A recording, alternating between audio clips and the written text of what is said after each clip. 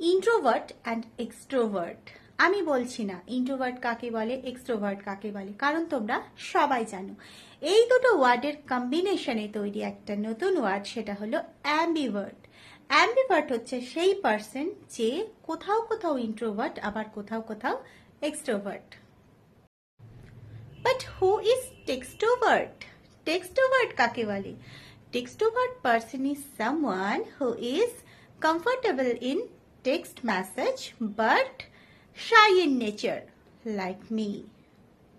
তাহলে টেক্সট্রোভার্ট হলো সেই পার্সন যে সামনাসামনি কিন্তু খুবই লাজুক, কিন্তু মেসেজের মাধ্যমে সে নিজের মনের ভাবটা কমফোর্টেবলি প্রকাশ করতে পারে।